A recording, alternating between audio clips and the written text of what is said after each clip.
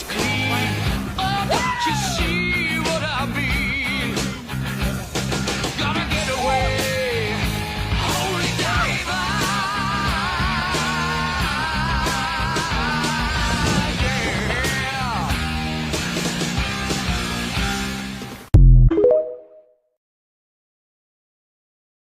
The city will be getting a new look. For the first time in Austin's history, we will have a logo to represent the city's services and unify us as one organization, One Austin. We will go from this to this. While this effort began before I arrived as city manager, it is a project I was glad to champion. Look, obviously I didn't know Charlie Kirk. I was generally aware of some of his ideas. I think those ideas were wrong.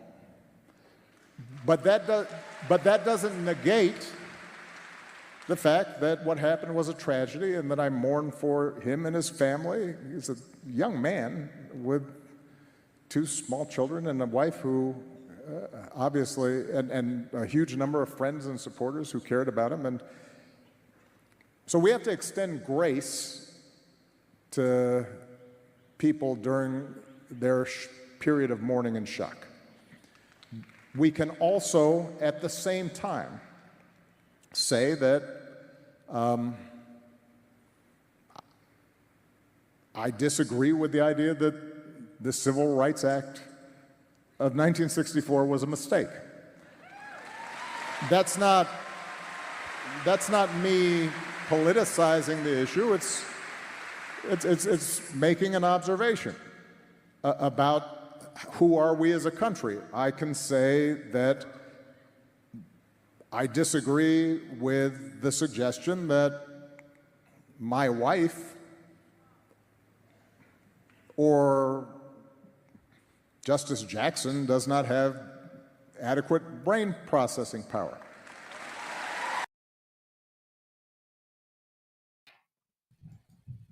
Welcome back, everyone, to the front line with Joe and Joe Pasillo and Joe Rossinello, and we're going to go way into the breach tonight. We're going to be talking about a bunch of things that are relevant for our Canadian friends. Yeah. Joe, I've been saying for a long time, how come nobody ever focuses on the Canadian border? Much more expansive, okay? Much more difficult to have to police. And yet everybody focuses on the southern border, and we're going to have Kash Patel, and we're not going to have him on the show. We're going to show you a little bit about what Kash Patel had to say about that.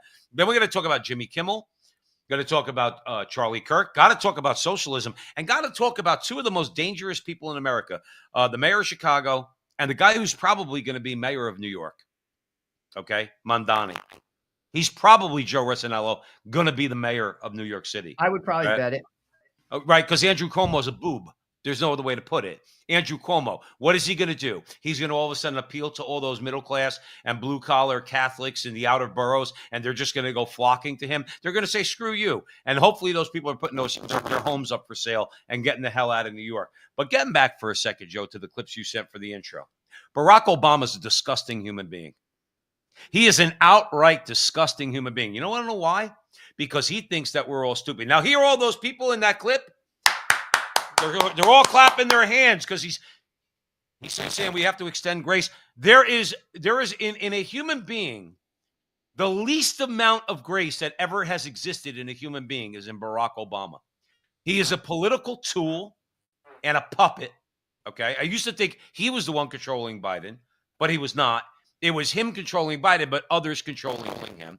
He has no grace in him whatsoever, nor does his wife, by the way. He ripped everything that Charlie Kirk ever said completely out of context for what? To try to make it seem like we're supposed to actually worry about the fact that Charlie Kirk got killed. But let's remember, Charlie Kirk was a scumbag. That's what Barack Obama just said about Charlie Kirk. I don't care what anybody says. I don't care what Destiny says. I don't care what the rest of them say. That's what Barack Obama did in that clip. He did it because he thinks he's Bill Clinton, but he's not. He thinks he's as slick as Bill Clinton, but he's not. Barack Obama is a very superficial, transparent person who you could see through if you were a blind man. And that's exactly what he did in that disgusting clip. Because Charlie Kirk didn't say those things. But Charlie Kirk tried to make sense of DEI and other things, okay, that most reasonable and rational people try to sift through. And he made it seem like it was something bad. But we have to extend grace. And he's a guy, young guy. He's got a wife and kids. You don't give a shit about Charlie Kirk, Barack Obama. You don't care. You're just there. You sat there with your legs folded and trying, like, in your slick intellectual way, to make it seem like you actually care one lick about Charlie Kirk and his family. No, you, like you always have, because that's what you're about, you care about political power. And you took that opportunity to disparage that man, ripping things he said completely out of context. Now, Joe, if I'm wrong, I always rely on you to disagree with me if you think I'm wrong. That's my take on Barack Obama. Well, Barack Obama is a political animal. I posted some comments on Facebook this week about that statement and about his appearance afterwards, also posting various ads on Facebook, which has obviously a big platform. Whenever Barack Obama appears, pay attention, because he is the talking point for secular humanists and the radical left and the cultural communists. He is the tip of the spear. He's out because they know this is dangerous, what just took place. Trump clearly was something that was a concern. This assassination could get real ugly for them, politically speaking. Not violently, politically. And that's why he's speaking there. Barack Obama always uses projection. Whenever he says this is Trump, he's talking about himself. So it's, to your point, he is very transparent. They are very afraid. Any thinking person who is a secular humanist, who is in power, who funds this machine, this revolution, which is attempting to take place, and they have gained tremendous traction in the last 10 years. Barack Obama is always popping up when danger arises, and this is a dangerous point for them. Many people were I'm talking about not the radicals. I'm talking about the average person. They're disgusted. They have no patience for this.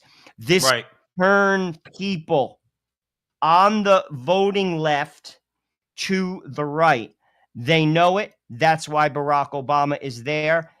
To your point, people should start seeing through it.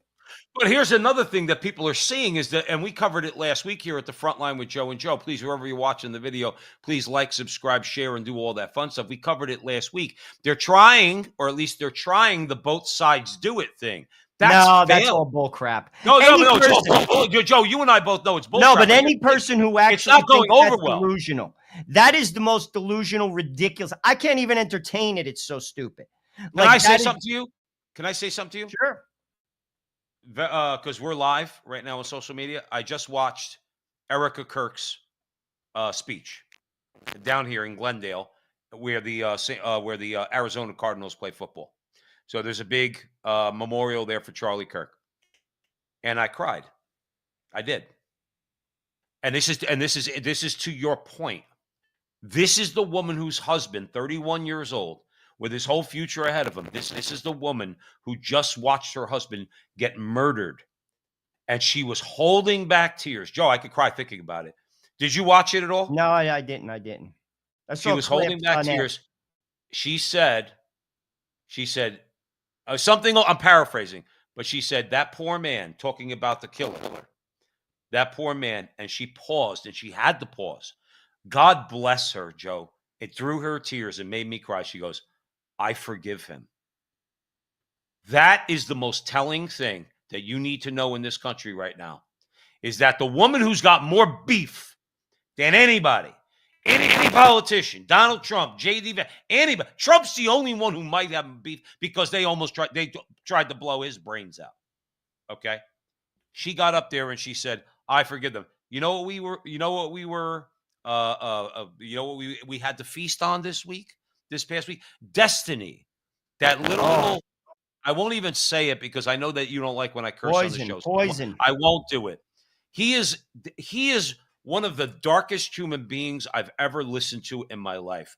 Not even enough respect to say, and now I'm going to throw it over to you, to say anything conciliatory in any way, that he turned around and said conservatives should actually fear for their lives in the public square. And here's my thing, and you know me, Joe. We at the front line with Joe and Joe, the last thing on our minds is advocating violence. I tell Destiny right now, Destiny, listen, you're out of your league when you start talking like that, because it ain't Joe and Joe that's going to come after you. There's a lot of people out there in this country that when people like you threaten them, they're going to shoot first and they're going to ask questions later when you threaten them, their wives, their children, and everything else. And that's exactly what Destiny was doing. He said you should fear. Tell people who that is. A lot of people may not know who that is. I forgot his real name. Michael No, but knows he's him. a pundit. He's a talking head. Who, by the way, my understanding is he used to be conservative. I could be wrong in this. I think he grew up Catholic. Okay. He's a complete secularist, leftist, atheist, believes in nothing. He's done debates with Trent Horn on abortion, and he's really out there. He's got Joe, listen, you and me, I'll be the first one to say we're regular guys. We don't have PhDs, and I never pretend to know something that I don't know. The things we talk about, I might know something about, and you know something about. Destiny's one of those guys pretends like he knows a lot about a lot, but he doesn't. He's a bomb thrower. He's a left-wing bomb thrower is what he is. And he's made a lot of money doing it, okay? He's not really a serious debater, even though he's willing to get into debates with other people. Like I said, he debated Trent Horn on abortion. I applaud him for that, but he's not a serious debater. But that's what he said on a podcast this week. On Piers Morgan. He said that conservatives should fear for their lives going out into the public square. And then I'm going to throw it over to you. I'm just juxtaposing that and what you heard out of his mouth and what I just described from Erica Kirk, who's got more of a beef than anybody because her husband just got taken out by the radical left. She's got more of a beef. And what was her response? I forgive you. Well, there is no comparison. That is just moronic. The difference, I'll just use two instances. George Floyd, Charlie Kirk. Charlie Kirk, first of all, was a Boy Scout. You don't have to agree with him to not recognize that he actually was an Eagle Scout. Charlie Kirk was so clean cut, did not drink, did not smoke, family man, the whole 9 yards. He was so clean cut. George Floyd, I'm not saying the man deserved to die. He didn't deserve to die. No one deserves to die. Like in any way, shape, or form. To compare the two after effects of that based upon the political tidal wave that took place, it's not even comparable. And that's just one. I could like list event after event after event demonstrating the violence of the political left because they are terrorists. And you cannot have a country and have terrorists. But any person who says that clearly is trying to basically push away the serious political event that just took place because it's working against them. They're being political, and that's being completely disingenuous. That deserves no, even response. I'm giving the response, but anyone that takes that seriously is not serious. No, I know that, but Joe, let me bring it down to just very worldly terms for just a second. If the left really decided that they were going to take up arms in any serious way, and we got a clip to show you about Black Lives Matter, which is a disgusting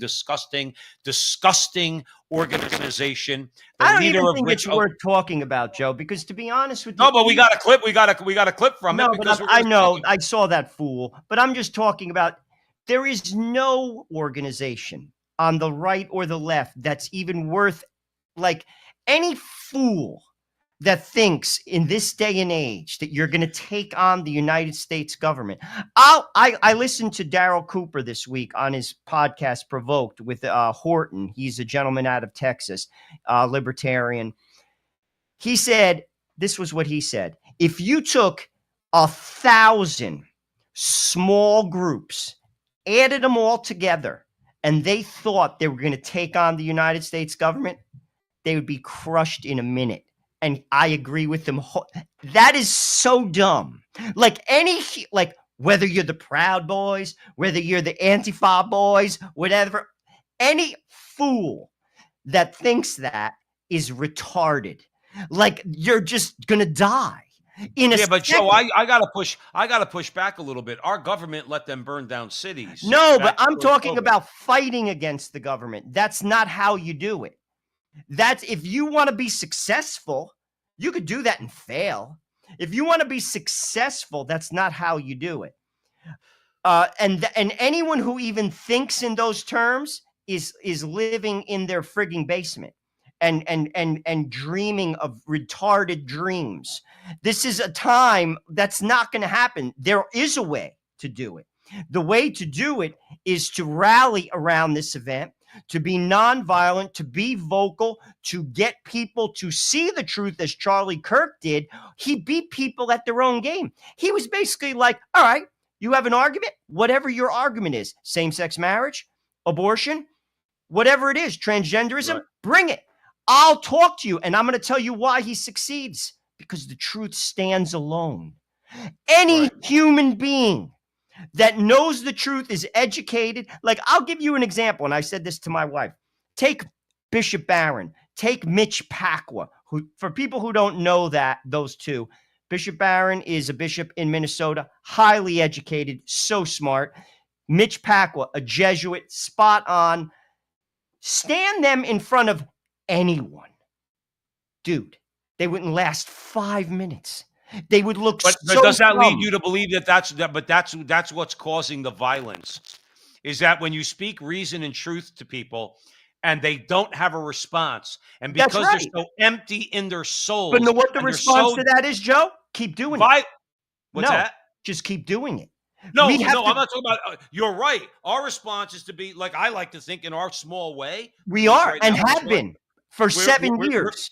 Right, we're We're doing way that. ahead of this, by the way, not to pat ourselves on the back. We are so far ahead of this. I talked to my cousin today. Many of the things that we said 5 years ago are happening right now. That's a fact. It's on video. Go find it. But my point is, the way to beat them is to do exactly what Charlie Kirk did. The same thing. Full on, full stop, no apologies. You want to bring your ideas? Let's have it. Let's talk. I'm all ears, because I'm going to destroy you. But with when the my conversation, truth, because it but- is the truth. You're right, but when the conversation is over and you let it linger with the audience and the people that are watching, whether you win or lose, you got to walk away and you don't pick up a gun and you don't go shoot somebody because they got the best of you in a The debate. more they do that, Joe, they lose. This killed them. The way to beat them is to have no violence, because they're going to continue to get frustrated.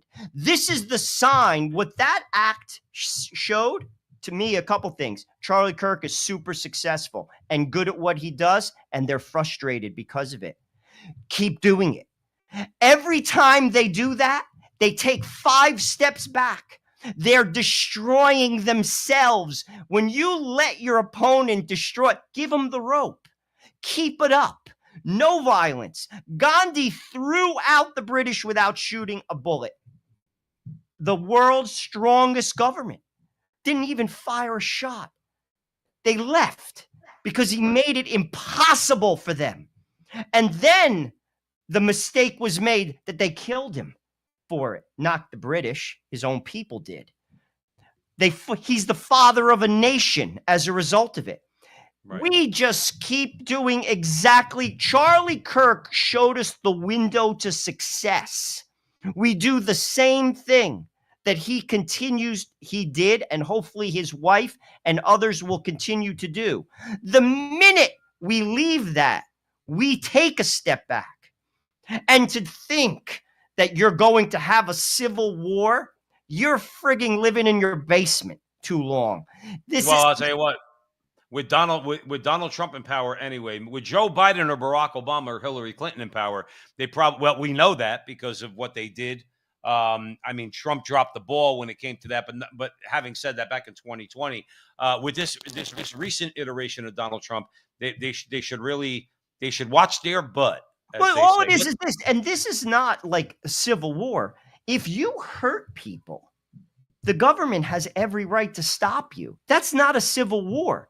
Like, for instance, what they're talking about going into Memphis, going into Chicago, it's political malfeasance when a government, an elected government, refuses to create an environment where people are safe based upon their ridiculous malfeasance. That's not a civil war. We're going to talk about that. We're going to talk about that. What I'm pointing out is if Donald Trump, if someone does something like sets a Tesla dealership on fire, right? Listen, it's on. You're getting arrested by any means necessary. And that's not a civil war. You're not doing this. And we should have been doing that a long time ago.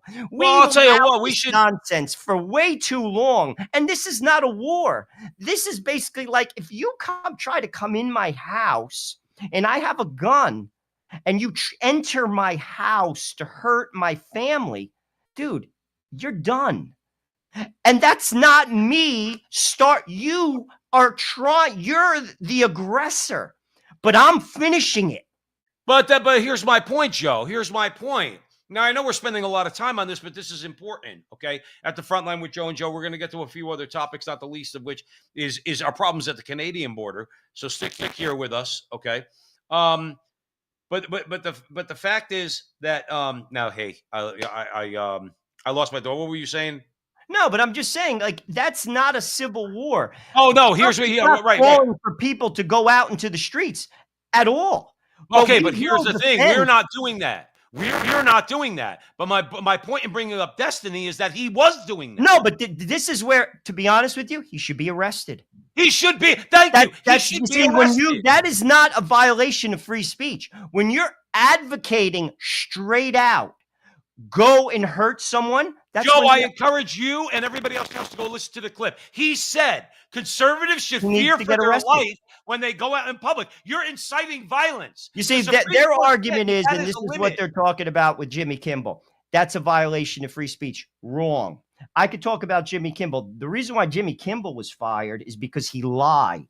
And the SEC called him on it. He said it was a Trump supporter that shot Charlie Kirk. That has nothing to do with free speech, but that's another conversation. But they would say, when I say marriage is between only a man and a woman, I'm inciting violence. No, yes, you're confused. That is my religion, and I'm very free to speak it.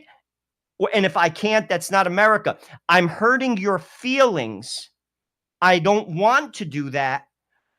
But that is my religion, and I'm free to express it and live it in America. That's what the country's all about.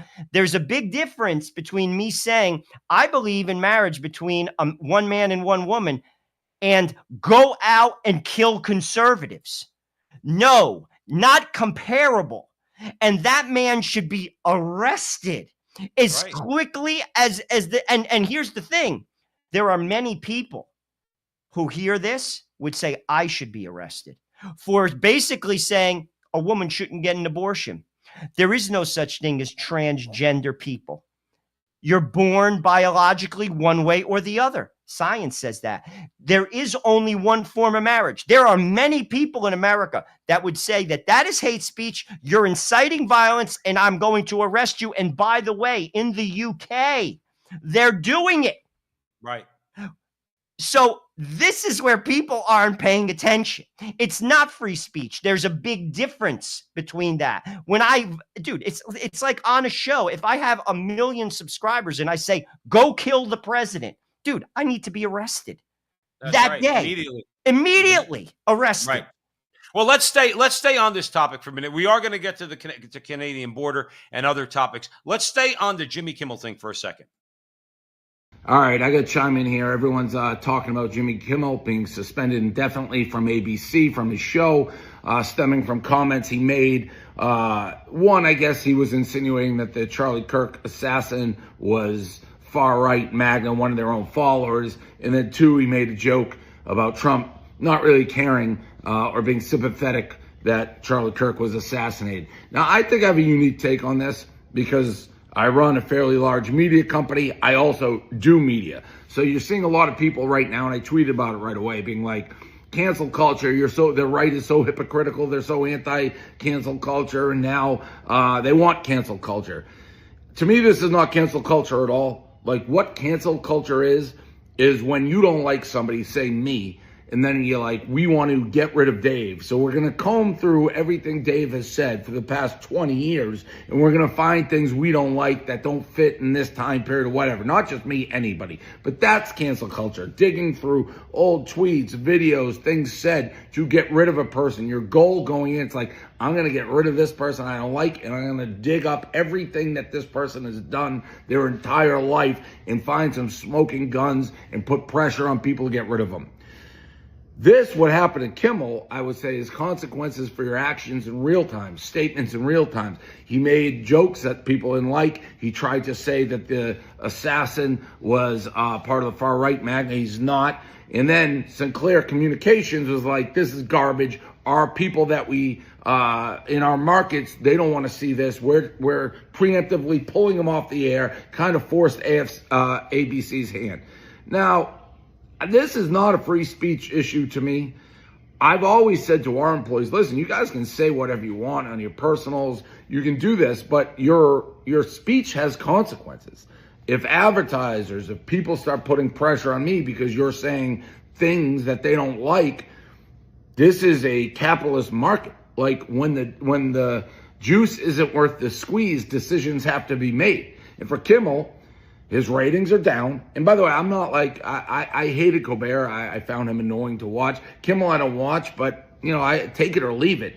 But his ratings are clearly down. He's making a ton of money. He's creating clearly headaches for ABC, and the affiliate then drops him. To me, this is like a business. He's not a journalist. This isn't freedom of the press. He's not reporting, digging. He's telling jokes. He's a comedian. He works. Perfectly said. Right, and I'm not the biggest David Portnoy fan, but everything he said there was Perfectly true. said. Because people would say, well, the right speaks out against cancel culture. Let's make the distinction. I'll throw it over to you. I go to work. You and I do a Catholic radio show in Connecticut. We do our podcast once a week, okay? I never mention who I work for. I mention the industry I'm in. I've never mentioned my employer by name. I never will mention my employer by name. I don't bring these conversations into the workplace unless I'm privately speaking with someone who I work with who I know agrees with me. I never talk in front of customers about any of this stuff ever because that's not what I'm there for. I'm there to serve them food and give them great service and do other things you do in the restaurant industry. Never do I bring that in. If somebody at corporate scours me over the internet and finds these conversations and fires me, no, that's not allowed to happen. And I think you would agree with that. Conservatives say, no, you can. That person was acting completely in their personal life, having nothing to do with you as a corporation. You cannot fire them. The thing about Jimmy Kimmel and why he can get canceled, because that's what he does. He's appealing with his mouth and his mind to an audience to either tell jokes, give his opinion, whatever the case might be. And guess what? If your opinion is causing, or your jokes are causing half or more of the audience not to tune in, well, then the employer absolutely has the right to say, look, we warned you about this. We're pulling you up because you're costing us money now. Now, many out there might say I'm overlooking something. I'm dying to find out what I'm overlooking. Joe, I'll throw it over to you. What I would say is I thought that was a great breakdown from a business perspective. And frankly, I would not be shocked if they were looking for an opportunity to get rid of him because he's not making them money, because his ratings are down. That's undisputable. But what he didn't bring up, and Mike Knowles touched on this, the SEC, there is a statute that basically says, like, ABC is basically a licensed broadcaster. You can't objectively lie. And he did. He said that it was a Trump supporter. It wasn't. He lied. And what the SEC did was the FCC did, I'm sorry, was they said, listen, you have an obligation. You could have your opinion, but it can't be an overt lie. You're lying. And they called them on it. And basically, I heard right out of the head of the FCC's mouth, he said, we could do this the easy way or the hard way. They didn't pull it. They just brought it up to their attention. And the lawyers, I will guarantee, because they have lawyers and they're good ones, said, they're absolutely right. They have us dead to rights. So we have to do something. That is what happened. But Right. of course, the liars and the spinners have to throw it into the mouths, into the ears, into the brains of the American people who just spoon feed and get spoon fed nothing but trash. And they believe that it's a violation of free speech. We have free speech. Yes, you do. And I'll fight for your free speech. You're free to say stupid things. Bring it in front of me, and I'm happy to address them. That's what Charlie Kirk did. Charlie Kirk sat in front of a ton of people and said, come on up and have your chance. I'm giving you a chance. Whatever your thoughts are, let's have it. And know why he could do that? Because he stood on truth. One man who speaks the truth can speak the truth to the whole world, and that man was Jesus Christ. And when you stand on the truth of God, i.e., marriage is between a man and a woman. You can't kill your child in a womb. You are a man, and if you dress up like a woman, that doesn't change. I don't care who you are. Bring it. I'll talk to you. And I got news for you. You're not going to do well. So you might walk away mad. Your feelings might be hurt. But I got news for you. You're not going to do too well. And that's what Charlie Kirk did. He did it well. And that's why he's dead. Well, here's the thing. Here, let me shut up. Let me play this. People need to stop dictators or save democracy, and researchers say that legitimizes political violence. Two new reports say there's this growing tolerance, especially among the young and the political left, for violent acts. Example, 50% who self-identify as progressive said killing Elon Musk can be partially justified. 56% felt the same way about President Trump. In fact, 14% said a murder could be completely justified. 59% on the center left said destroying a Tesla dealership was somewhat acceptable. So where's that? You know where that whole clip is going from there. Let me say this, okay? Conservatives in America, going back to when we were kids, all right? Particularly when we were kids, particularly when Reagan bucked the trend of the progressive left and got himself elected. By the way, in large part due to abortion, because when they talk about Reagan Democrats, they're talking about blue-collar ethnic Catholics that switched from the Democrats to Republicans because of abortion. That's another conversation. Here's my point. Going back to Reagan, everything has been about vilifying your enemy, making it seem like your enemy is a fascist, a totalitarian, is going to take away your rights, is all these different things that they want to hurl on their political opponents. They have been doing this for years. For years. Reagan got shot. I remember I was a kid. Okay, it's kind of a horrible thing for Americans that Reagan got shot. You don't think they did the same thing then in the media? Maybe not as overtly, but trying to suggest about Reagan that perhaps he deserved it. Okay, the same way that after that, okay, when a Republican conservative president had the opportunity to nominate conservative judicial nominees, and then those nominees became the target, like Robert Bork and Clarence Thomas and Sam Alito, Roberts, who's been a disappointment, but they did do the same thing to Roberts. We saw what they did to Kavanaugh. Listen, Joe, if there was a right-wing person on Ketanji Brown Jackson's block with the means to kill her or kidnap her and her family, what do you think would happen to that person? But yet they found the person like that on Kavanaugh's block, and we haven't heard from that person since. And the media hasn't covered it since. This is a sitting Supreme Court justice. And let me finish it off by saying Chuck Schumer should not be in the United States Senate. And Republicans who have no balls at all, none, the most feckless people are Senate Republicans, should have come together and said, Charlie, guess what? We like you. We do business with you in the Senate. You're out. You can't threaten Supreme Court justices on the steps of the Supreme Court. What's my larger point here? They've done this. And you see that report that we just played? These same people, they really do believe it would be okay if Charlie Kirk, it's okay that Charlie Kirk got killed. It would have been really good for them if Trump did catch that bullet in the head. Their only regret about Steve Scalise is that Steve Scalise didn't die. They have caused all this violence, and they're doubling down. Joe, please.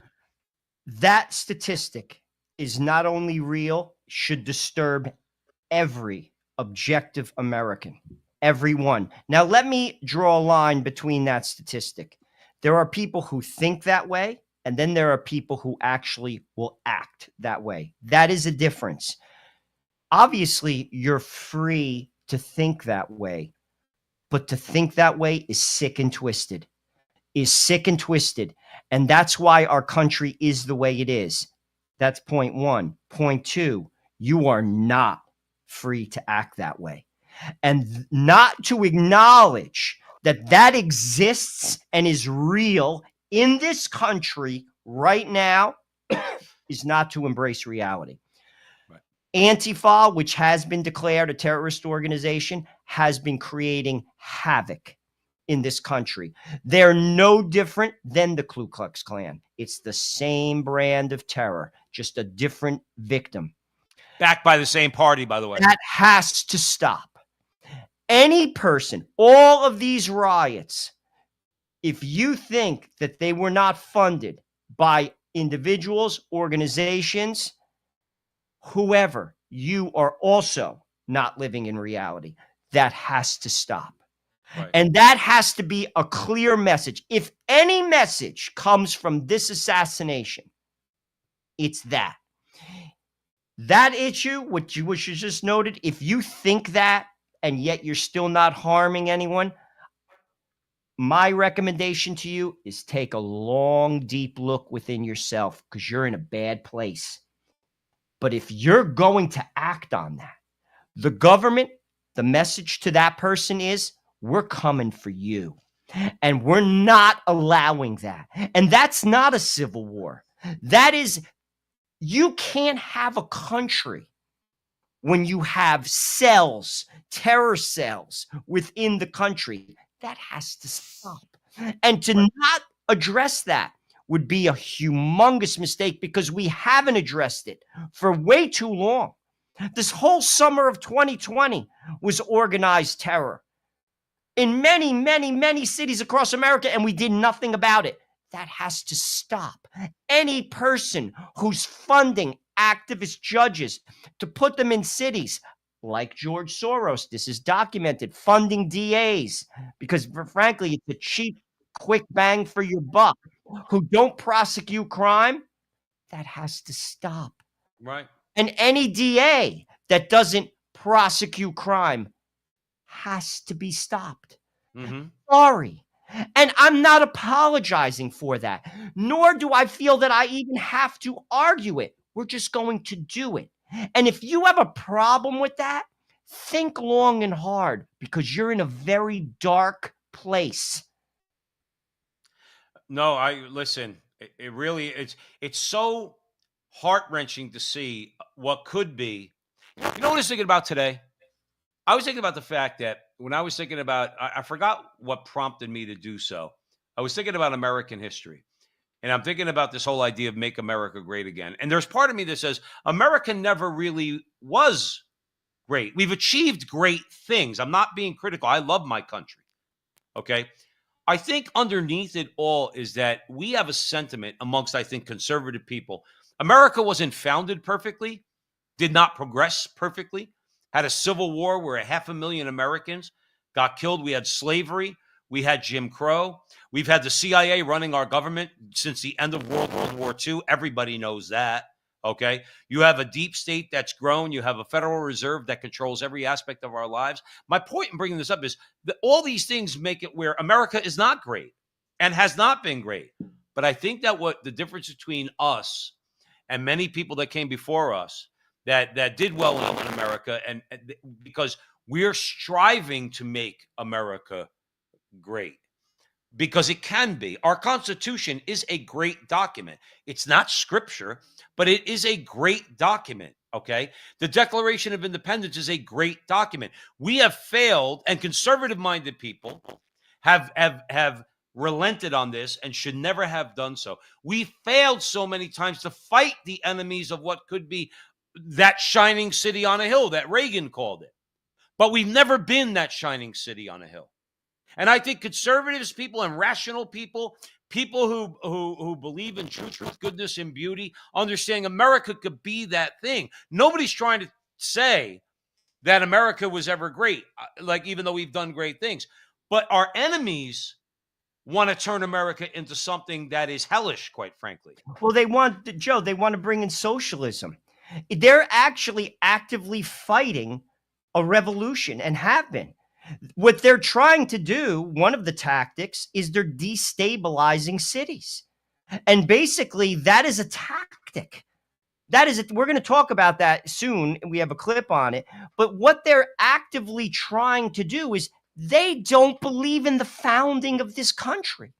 While America clearly is not perfect, no place is, it's the best that there probably ever was where a regular person can achieve, because that doesn't exist in other places. And that dream is disappearing. It may even be gone right now. It's much harder than it was.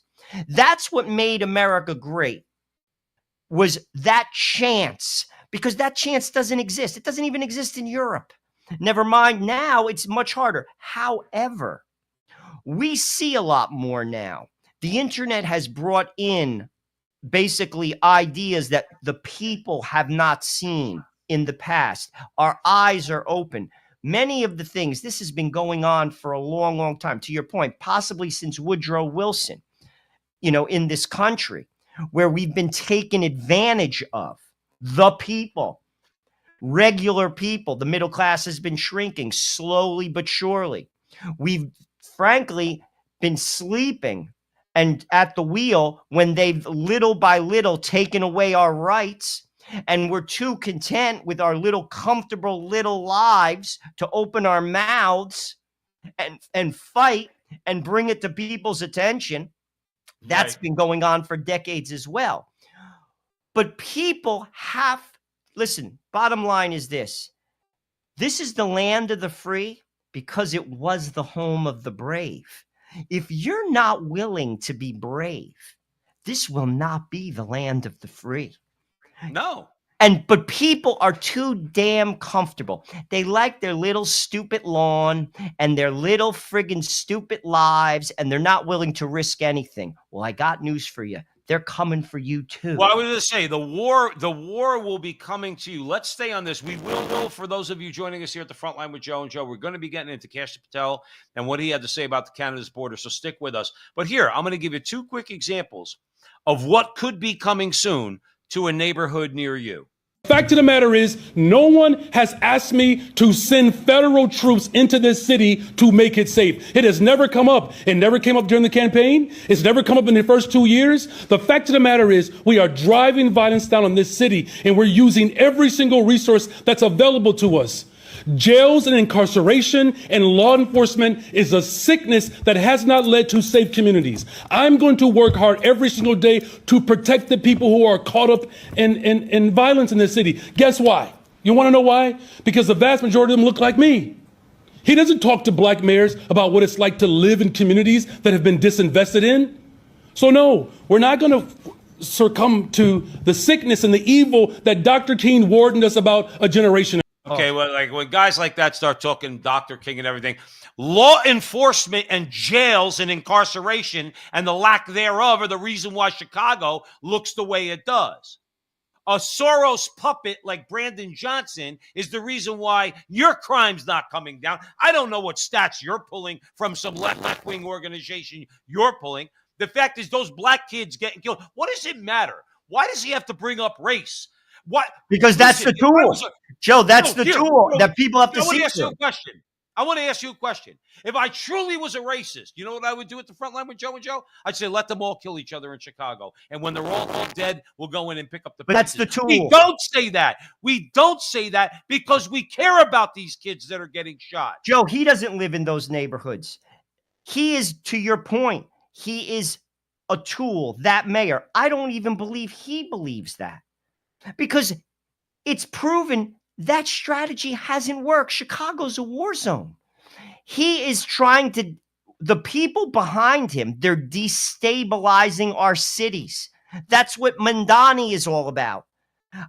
They're destabilizing. What they want is for us to give our freedom back in return for false safety. That's the goal. That's the goal of that mayor. That's the goal of the DAs that don't prosecute crime. I'm going to willingly give my freedom to you because you're going to, quote unquote, protect me. Right. What a lie. Any person who believes in that man, I'll be honest with you, I pity. But sadly, many do.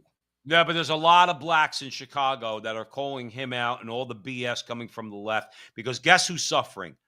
White people in Chicago are not the ones suffering. Black people 100%, in Chicago and are he's the not ones suffering. suffering. He doesn't live in the south side of Chicago. Like, this is what I'm saying. It's such a crock. Like, I don't know how any thinking person can believe that. Whatever color you are, whatever creed, whatever religion, it's moronic, but it's strategic.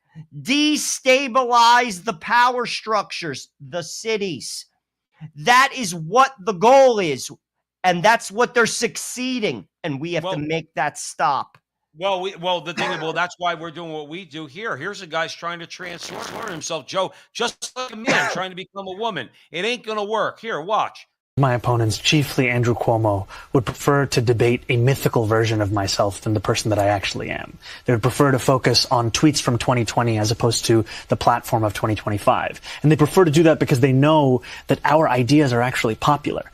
And what we are putting forward is a response to New Yorkers' needs that goes beyond the failed ideas and policies that they've heard from these old politicians. What you're really saying is that... You hear what he said about failed policies? You show me a New Yorker other than Al Sharpton and some people sycophantic followers of him that wouldn't long for the days of Rudy Giuliani.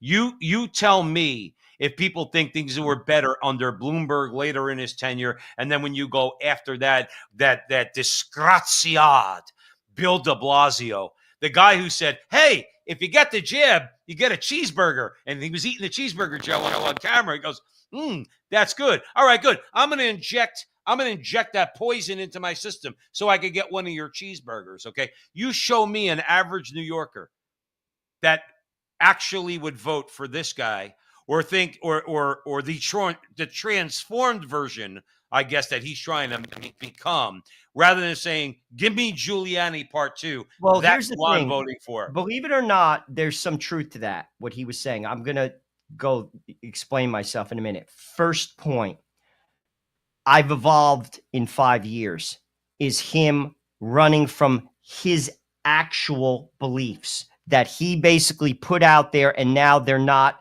acceptable and he has to explain them away. If you believe that, again, I have nothing but pity for you. I can't help you. Point 2, our country's economy has become a pyramid, and I blame the Chamber of Commerce Republicans for that.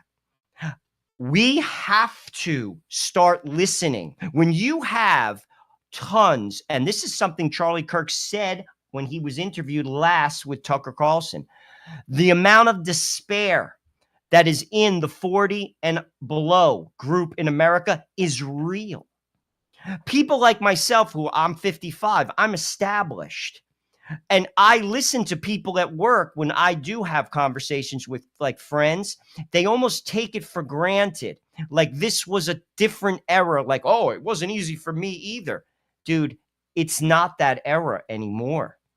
College didn't cost what it cost when you went to college. Housing prices have gone up in the last 10 years to a point where normal people can't buy a house. Right. So we do have drug prices. So many people don't have insurance. That's what Mandani is basically touching on. What he's saying is, listen, these people they're not helping you, but I'm going to give you something. But that's a lie. Because the government's never going to help you. The government's going to enslave you. But what the Chamber of Commerce Republicans have to do is open their eyes and start joining the team and start basically being like, I know my life is good, but if I don't start looking out for others, they're coming for you too. Open your eyes. That's the appetizer that you just looked at. He's coming.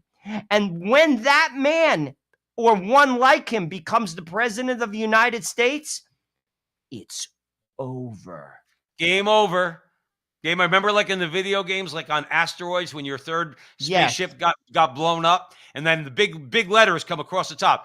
Game over. You know what's game over? If we don't start realizing in this country that our enemies are at all of our borders. The northern border, it's largely expansive. The enemy has adapted, and we need more focus on the northern border to stop known or suspected terrorists from coming in from places like China, Russia, the Middle East, Africa, Afghanistan. And what can you tell us about the remaining threat posed by potential terrorist cells here in the United States? The terrorist threat that continues to be posed by international terrorists here in the United States is one of my highest priorities.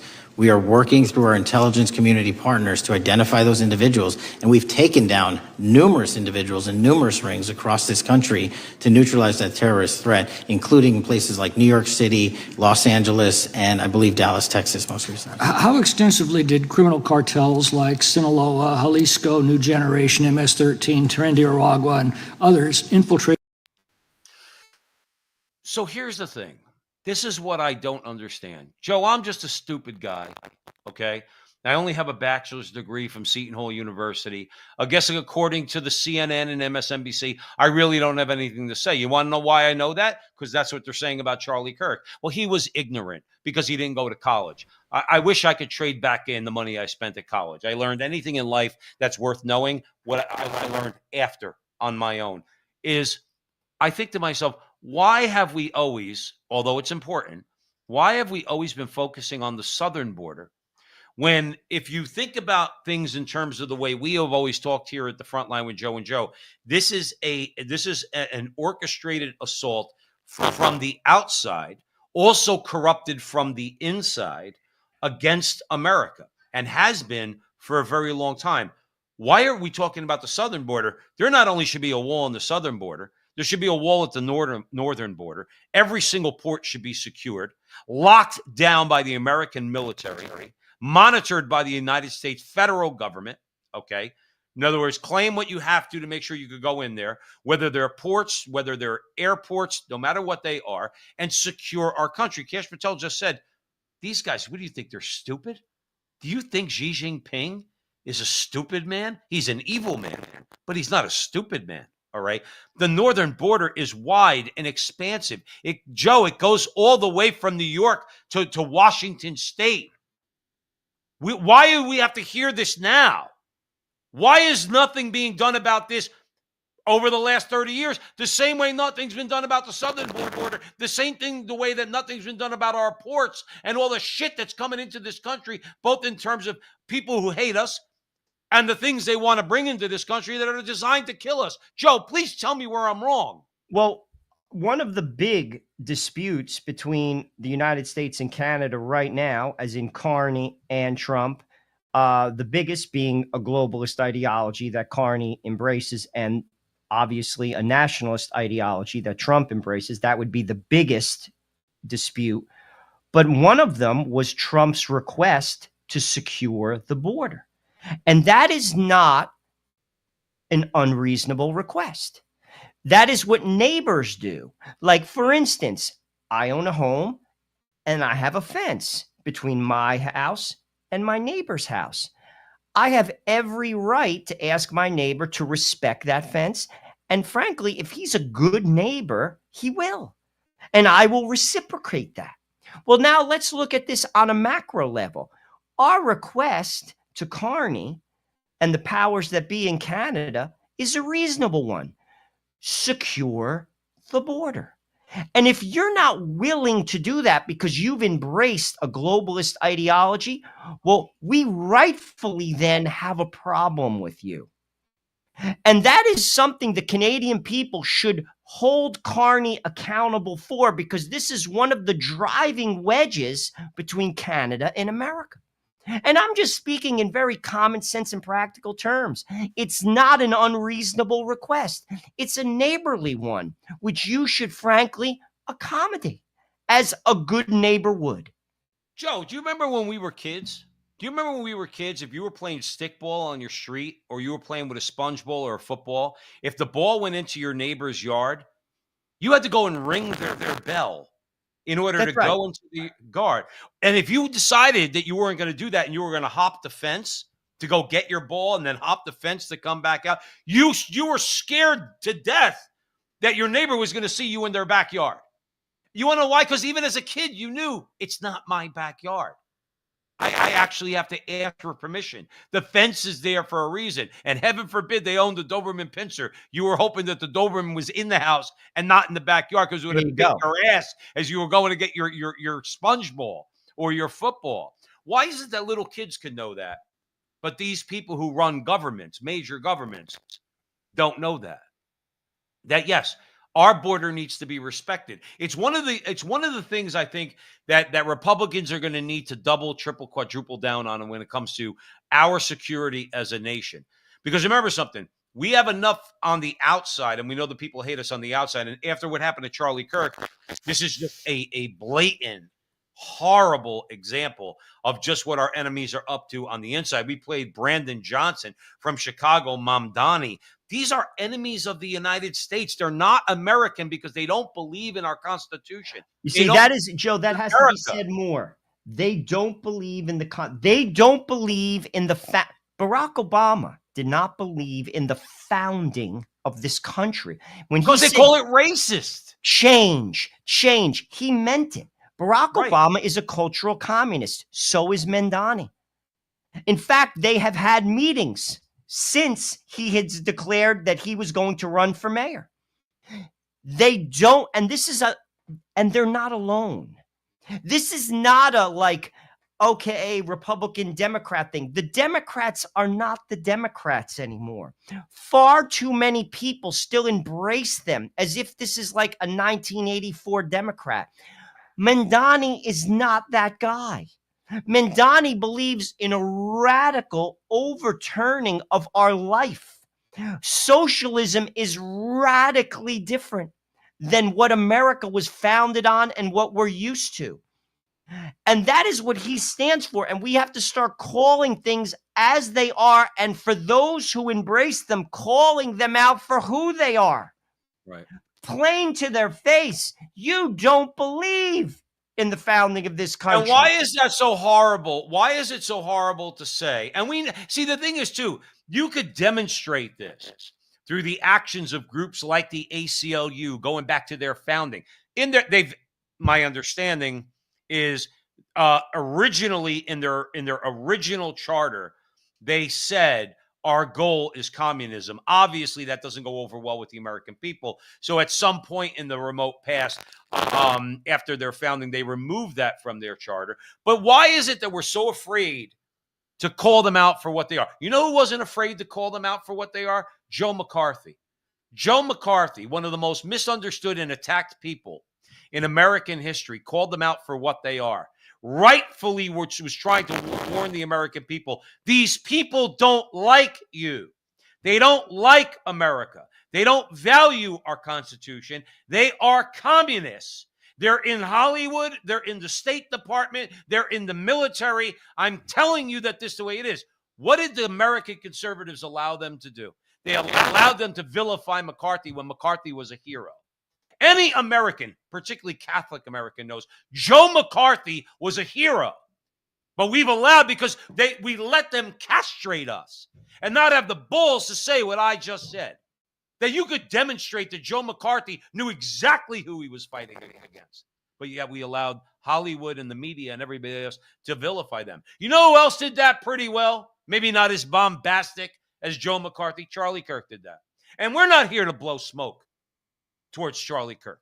Okay, we've disagreed with Charlie Kirk on this show a number of times, but Charlie Kirk had stones, and Charlie Kirk pointed out their lies on a number of different issues, not the least of which was abortion and transgenderism. Okay, and some other things, and he put himself in the crosshairs. The difference between him and McCarthy died in his bed. Charlie Kirk had his neck blown out and was assassinated. See, but the thing is this, you got to be willing to do that, because guess what? And again, I don't blame the left for what they did to Joe McCarthy. I blame the right for what they allowed the left to do to Joe McCarthy. But the reason why is the left, the cultural communists, and this is something I know we both agree upon. Antonio Gramsci, the Italian philosopher who was a communist, spoke about the long and slow march through the institutions. He actually had the strategy, the winning strategy, and these secular humanists control everything. They control everything, and this has been going on for decades while America slept and was so comfortable with their one little vacation at the Jersey Shore and your SUV and your little lawn. While they did that, they stole your life away from you and the lifestyle of your children. Little by little, they run everything. They run your schools. They run the colleges. They run the corporations. They run the government. And they're the people who are at the steering wheel. We're in the back. We have the majority. The majority does not translate with those who are driving the car. We don't speak the same language, but it doesn't matter because they're driving the car and we allowed them to do it because we were asleep in the back. But that's what's got to. But Joe, that has to end. That has to end. And there should be more shows like us. We're nobodies. And we've been talking about this for 7 years. It's time for people to start opening their mouth. It's time for people to start risking a little bit of skin and putting their neck on the line, because I got news for you. You're going to get your head chopped off just like I am. Your kids aren't going to own a house. You think this is like 1984, the average kid? My kid, he's a cop. He's going to have 2 houses, a shore house. He's going to drive. Those days are done. Right. They're done. We don't even have home ownership in this country. But this is my point, Joe.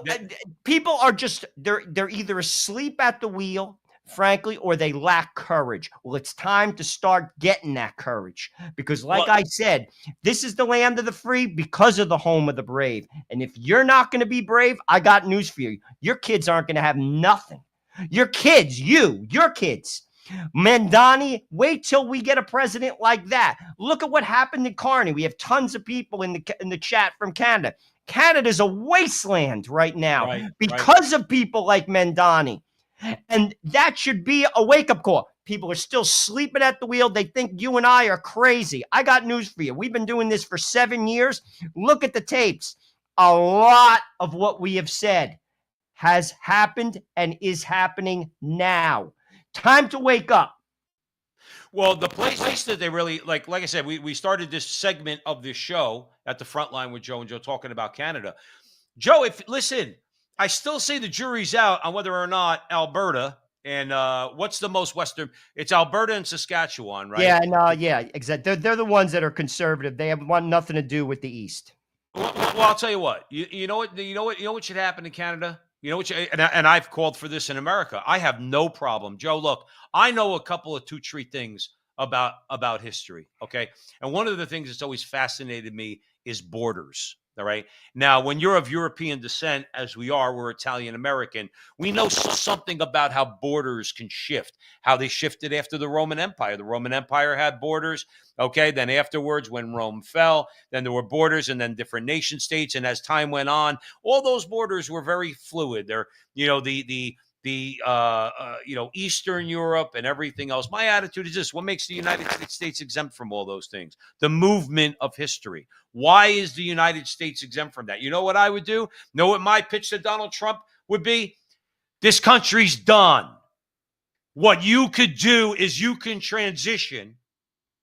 And if you really wanted to, okay, because we have the economic power to do it, start to pitch to people of Canada, the good people of Canada that are on the East, go west, go where the oil is, go move out all the liberals that are in British Columbia, let them move to Ontario and everywhere else, and take those 3 provinces, split America down the middle, and let the godless, let the secularists, let all these enemies of mankind, let them have everything on the East. And within a generation, the new America, which will comprise Alaska, British Columbia, Alberta, Saskatchewan, and half of the United States as you see it, maybe even part of Mexico, and we're a new country. We're a more sane country. Dare I say, we're overtly a Christian country, okay? Where we have solid economics, where our economy is not built on debt, it's built on labor.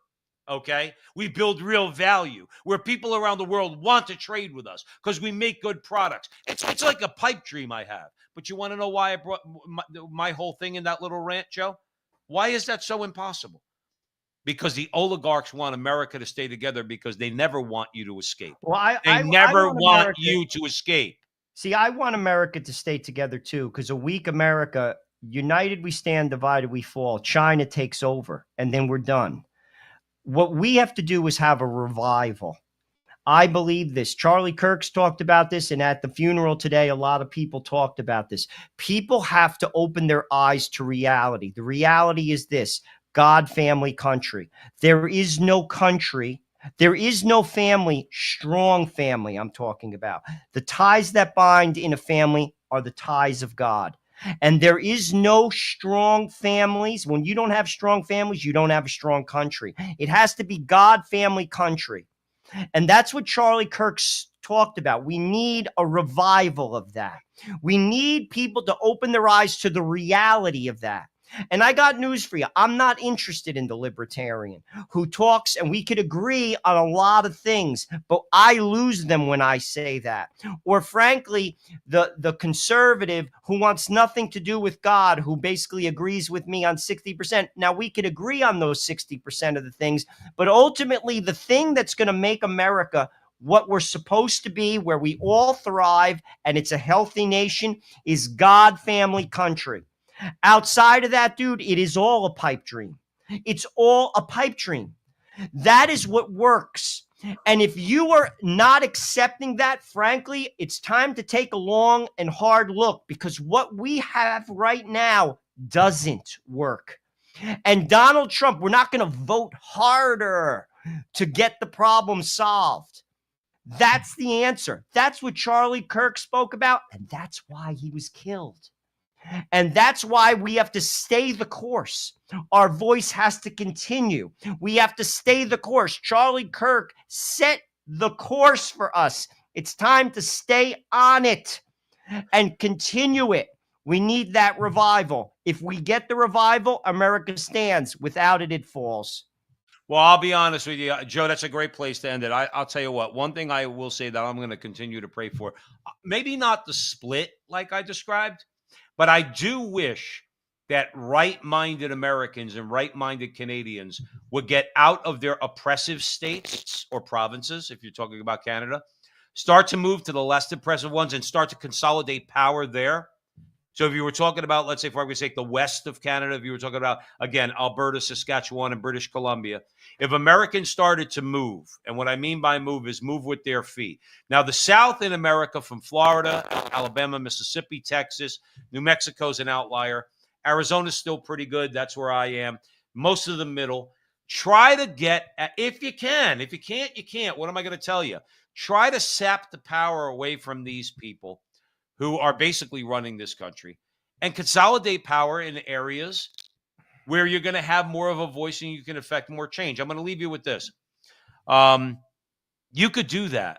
And there's examples in American history where just one voice in, let's say, even on a state level, could prevent a state from going down the wrong path, okay, by simply speaking the truth, forming a coalition of people, like-minded people within state legislatures to do this thing, to beat back the power that the cities have, okay, because we know there's a high concentration of power because there's so many people. To start to diffuse that power is really where I'm going.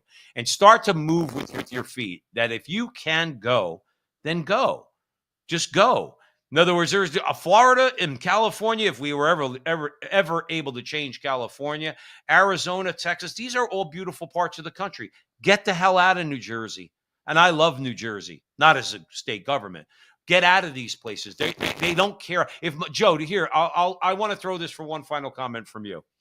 Those people, blue-collar people, ethnic, mostly Catholic, that live in the outer boroughs in New York City, that are probably either going to be indifferent or actually go vote for Mamdani. What do you think is going to happen to them? They're going to get slaughtered. And frankly, ultimately, Joe, because they're not paying attention.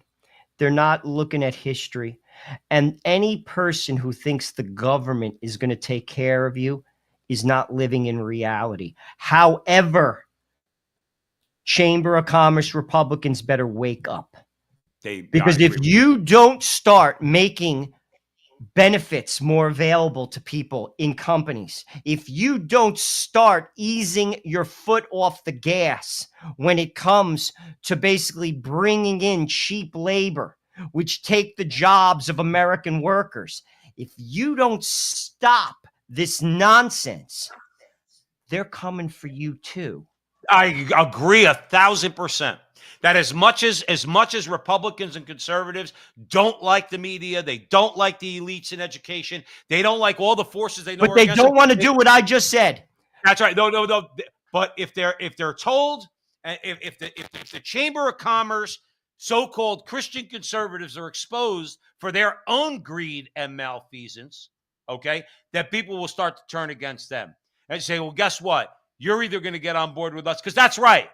That's right. I'm not asking you for anything if you should pay me $30 an hour, but you're giving me $16 an hour for doing a job you know you're supposed to be paying me $30 an hour for. And no, that's not communist. That's not socialist. That's justice is what it is. You want me to work for you? You better damn well pay me. You want me to put money in your pocket? You better put money in my pocket. That's the way it used to be.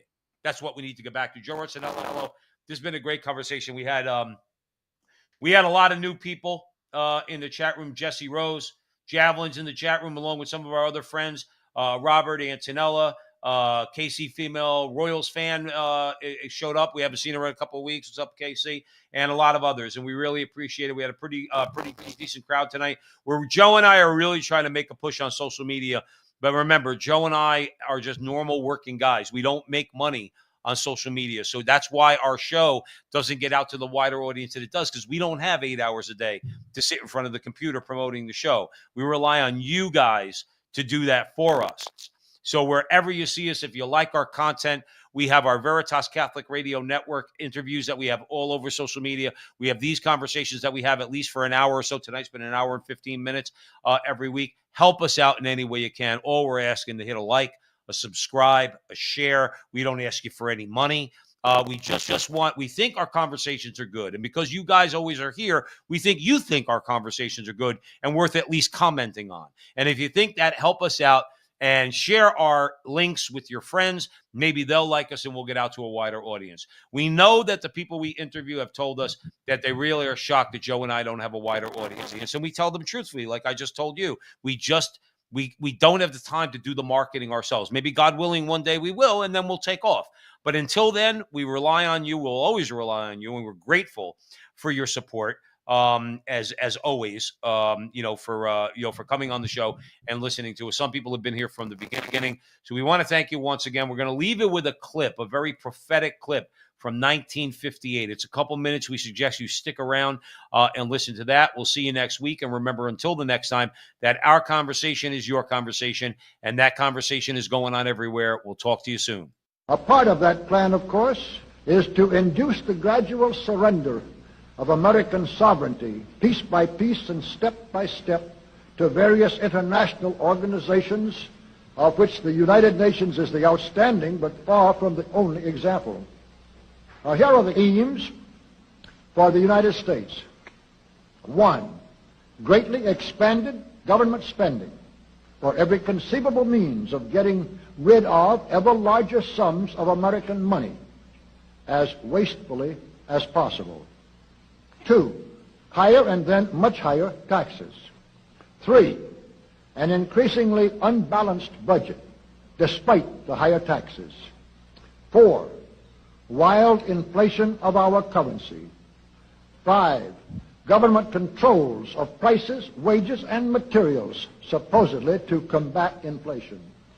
6, greatly increased socialistic controls over every operation of our economy and every activity of our daily lives. This is to be accompanied, naturally and automatically, by a correspondingly huge increase in the size of our bureaucracy and in both the cost and reach of our domestic government. 7, far more centralization of power in Washington and the practical elimination of our state lines. There is a many-faceted drive at work to have our state lines eventually mean no more within the nation than our county lines do now within the states. 8, the steady advance of federal aid to and control over our educational system, leading to complete federalization of our public education. 9, a constant hammering into the American consciousness of the horror of modern warfare, the beauties and the absolute necessity of peace. Peace always on communist terms, of course. And 10, the consequent willingness of the American people to allow the steps of appeasement by our government which amount to a piecemeal